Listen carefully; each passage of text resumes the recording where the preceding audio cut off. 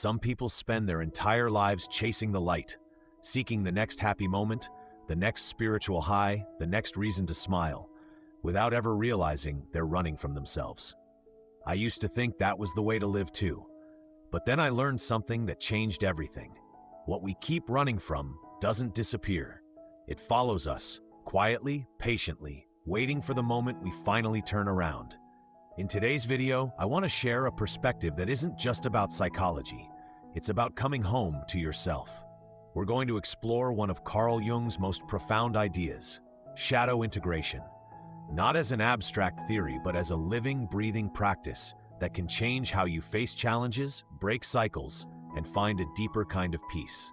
Over the next 20 minutes, you'll discover why chasing good vibes only can quietly keep you stuck, how your hidden parts, both painful and powerful, shape your life more than you think, and the step-by-step process to integrate your shadow without getting lost in it.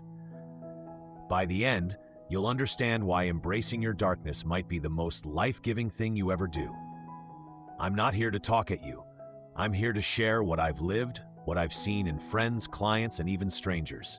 People who desperately wanted peace, but kept defining peace as never feeling bad. People who meditated, manifested, and stayed busy chasing the highs until they finally learned to sit with the lows. And in that moment, something incredible happened. They stopped running. They came home. So let's take this journey together, into the parts of ourselves we've hidden and into the freedom that comes when we welcome them back. When the trap of good vibes only. Why avoiding pain keeps you stuck. We live in a culture that celebrates happiness like it's the only emotion worth having. Everywhere you turn, social media, self-help books, even casual conversations, you hear, just stay positive or good vibes only. And while positivity has its place, there's a hidden cost when it becomes the only thing we allow ourselves to feel. Here's the truth. When we avoid pain at all costs, we don't actually erase it, we just bury it deeper. Imagine sweeping dirt under a rug every day. It might look clean on the surface, but eventually the pile underneath becomes impossible to ignore. I once knew someone named Rachel, who was the embodiment of sunshine. She posted daily gratitude lists, attended every wellness retreat, was always the first to cheer you up. But when her father passed away, she didn't slow down. She doubled down on good vibes, avoiding any conversation about grief. For months, she smiled through the pain, but it leaked out in unexpected ways. Irritability, insomnia, and a constant sense of restlessness she couldn't shake. This isn't about shaming positivity, it's about balance. Emotions, even the uncomfortable ones, serve a purpose. Grief teaches us what we value. Anger can reveal our boundaries. Fear can point to where we need to grow. When we label these emotions as bad and refuse to feel them, we cut ourselves off from their wisdom. The lesson here is simple. Peace isn't the absence of pain. It's the ability to hold both joy and sorrow without having to run from either. The moment we stop fearing negative emotions is the moment we stop being controlled by them. And that brings us to the next question. If we've been avoiding these feelings for so long, where do they go? The answer lies in understanding the shadow, the hidden parts of ourselves we've been carrying all along. 2. Understanding the shadow, the parts of you that refuse to disappear. Carl Jung described the shadow as the collection of traits, emotions, and desires we push out of our conscious awareness, often because we think they're unacceptable. Most people imagine the shadow as just the dark stuff: anger, jealousy, shame. And yes, those are part of it. But here's what many don't realize.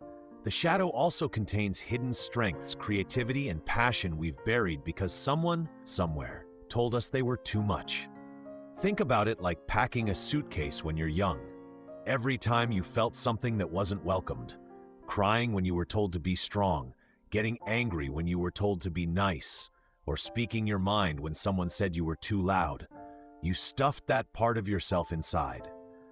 Over time, that suitcase gets heavy, but you keep carrying it everywhere, pretending it's not there. I remember a client named Mark who grew up in a family where showing emotion was seen as weakness. He learned to shut down his sadness and hide his fear. As an adult, this made him appear calm under pressure, but it also meant he struggled to connect deeply with others. Only when he began unpacking those unacceptable emotions did he find not only relief, but also a surprising gift, an incredible ability to empathize with others. The shadow is like a storage room in your mind. You can lock the door, but the contents don't vanish. They leak out in subtle ways through your triggers, habits, and relationships. The lesson here is clear. Your shadow isn't your enemy. It's a part of you waiting to be acknowledged. Inside it are not only the wounds you've avoided, but also the treasures you've forgotten. And if those hidden parts are still shaping our lives from behind the scenes, the next question becomes, how does avoiding them lead us into cycles of addiction and constant escape? That's where we're headed next. 3. How avoidance turns into addiction and escapism. Most people think addiction is all about chasing pleasure. In reality, for many, it's about running from pain. When we avoid the emotions stored in our shadow, grief, shame, fear, we naturally look for something to fill the gap or distract us from what's bubbling under the surface. That something could be alcohol, drugs, food, endless scrolling, overworking, or even chasing one self-improvement high after another. Here's why it happens. Our brains are wired to seek relief from discomfort. When we feel emotional pain, the brain looks for a quick fix, a hit of dopamine that temporarily soothes the ache. At first, it works. The drink relaxes us. The shopping trip lifts our mood. The new romantic fling makes us feel alive again. But the relief fades, and the original pain is still there, untouched. Over time, we need bigger hits to get the same relief, and the cycle deepens. Take the example of James, a successful entrepreneur. From the outside, he had it all. But after a painful divorce, instead of processing his grief, he threw himself into 16-hour workdays. For months, the distraction worked, until burnout hit. That's when he realized his drive was actually an escape. The problem with avoidance is that it teaches us to fear our own inner world. The very feelings we're running from grow stronger in the dark. Like a beach ball held underwater, they eventually pop up with force, often at the worst possible moment. The lesson is this: avoidance offers temporary comfort, but long-term suffering. The only way out of the cycle is to face what's underneath, because what you don't face will keep controlling you. And that brings us to an even bigger cost. When we avoid half of our emotional reality, we aren't just avoiding pain, we're living in only half of life. Let's explore what that means. 4. The cost of living in half a reality. When you only allow yourself to live in the light, joy, success, beauty, you're essentially cutting the human experience in half. It feels safe at first. Who wouldn't want to avoid disappointment, heartbreak, or fear? But here's the catch.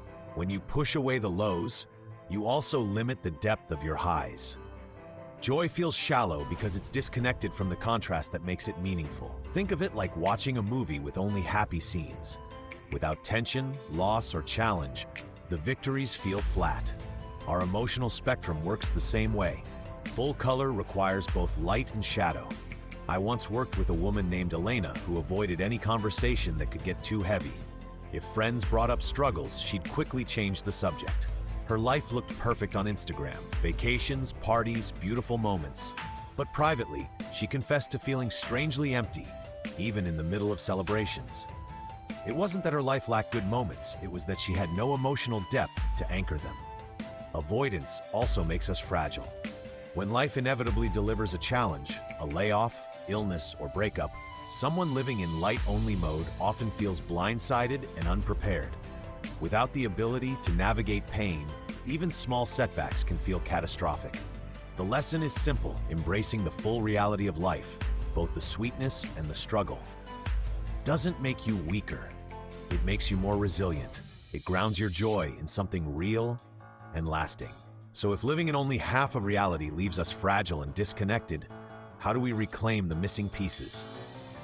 The answer lies in learning the practical steps to integrate our shadow, so we can live fully, not just in the light. That's what we'll explore next. 5. 7 steps to begin shadow integration without getting lost. Shadow integration can sound intimidating, but it's not about diving headfirst into your deepest wounds all at once. It's about building a steady, compassionate relationship with the parts of yourself you've avoided. Here's a simple roadmap to begin. Step 1. Recognize the shadow through triggers. Notice moments when you feel a strong emotional reaction: jealousy, anger, shame. These are clues pointing to hidden parts of yourself. Example: If you're irrationally annoyed by someone's confidence, it may reflect a confidence you've suppressed. Step 2. Create safe spaces to explore. This could be journaling, therapy, walking in nature, or sitting quietly with yourself. The key is safety and privacy, so you can be honest without fear of judgment. Step 3. Drop good and bad labels from emotions. Sadness isn't bad, and joy isn't better. All emotions are signals. By removing moral labels, you give yourself permission to listen instead of fight. Step 4. Identify and interrupt escape patterns. Overworking, binge-watching, or compulsive positivity are often ways we run from discomfort. Start by noticing these moments and pausing before reacting. Step 5. Reclaim lost gifts. Many shadow traits are actually strengths in disguise. Creativity, assertiveness, sensitivity. Experiment with bringing them back into your life in small, safe ways. Step 6. Accept life's duality. Remind yourself that light and dark will always coexist. The goal isn't perfection, it's presence. Step 7. Treat it as a lifelong practice. You'll revisit your shadow again and again, and that's okay. Each time, you'll discover new depth and strength. The lesson: integration is less about fixing yourself and more about befriending yourself.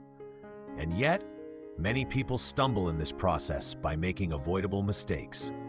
Let's look at those next, so you can keep your journey healthy and balanced. 6. Common mistakes people make in shadow work. Shadow work can be deeply rewarding, but it's also easy to get stuck or even hurt yourself emotionally if you're not careful. One common mistake is over-identifying with the shadow.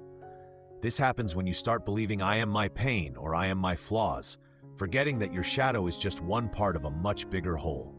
I once knew a man named Leo who began journaling about his past mistakes.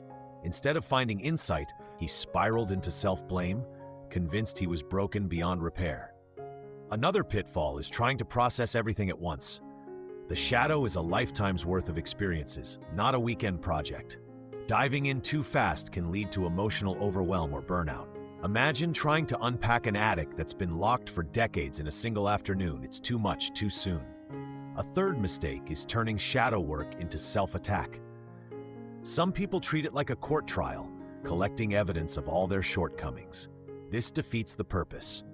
The shadow doesn't need more judgment, it needs understanding. Then there's using shadow work as an excuse to avoid life, getting so caught up in inner exploration that you neglect relationships, goals, or joy in the present. While reflection is valuable, integration is about living more fully, not retreating permanently inward. The lesson here is simple. Shadow work requires compassion, pacing, and perspective. You are not your shadow, you're the person holding it, choosing how to engage with it. When you approach the process with care, you start to see results. And those results don't show up as theories in a notebook. They appear in how you feel, react, and connect every day. So how do you know you're actually integrating your shadow? Let's explore the signs in the next section. 7. Signs you're actually integrating, not just reading about it.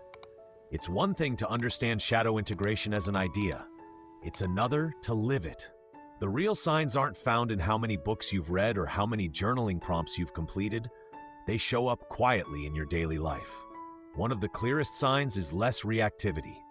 A comment that once would have sent you spiraling into defensiveness now makes you pause and reflect before responding. For example, Maya used to get instantly angry whenever her coworkers criticized her work. After months of integration, she found herself calmly asking questions instead of taking it as a personal attack. Another sign is increased tolerance for discomfort. You no longer need to immediately fix a sad or anxious feeling. Instead, you can sit with it, knowing it's just a passing wave. This is emotional resilience in action. You might also notice more authentic communication. Instead of hiding parts of yourself to be liked, you start showing up as you are. James, who once avoided conflict at all costs, began expressing his needs directly, something he never thought he could do without losing relationships. Relationships themselves often deepen. As you integrate, you become safer for others to be real with because you're not afraid of their shadows either. The lesson is simple. Progress in shadow work is measured by your lived experience, not your intellectual knowledge. You feel more whole, less ruled by old patterns, and more at ease with life's ups and downs. And when you reach this point, something beautiful happens. You begin to live from a place of wholeness, where both light and dark have their place. In our final section, we'll explore what that looks like and why it's the real freedom you've been searching for. 8. Living whole in a dual world. The freedom integration brings. When you've integrated your shadow, life doesn't suddenly become free of challenges. What changes is your relationship with those challenges. You stop living in fear of the next low moment because you know you can handle it. You also stop gripping the highs so tightly, afraid they'll slip away, because you understand they're part of a larger rhythm. I think of Sarah, an artist who once abandoned her creative work after a harsh critique in college.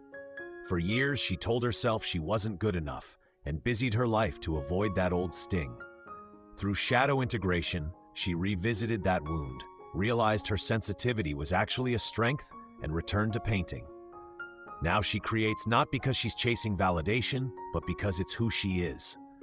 The joy she feels is richer because she's no longer denying the pain that shaped her. Living whole means you carry both light and dark without being torn apart. You laugh deeply without guilt. You cry without shame. You see endings not as proof that life is cruel, but as part of the same cycle that makes beginnings possible. The lesson here is that freedom isn't found in escaping your darkness. It's in befriending it. When you do, you're no longer a prisoner to avoidance. You can meet life as it is, grounded and open, knowing that whatever comes, you already have all of yourself to face it. If this journey resonated with you, I invite you to keep going. Share your thoughts in the comments. What part of shadow integration do you want to explore more deeply? Your suggestion might just shape our next video. Together, we can keep walking this path toward wholeness, one step, one truth, and one integration at a time.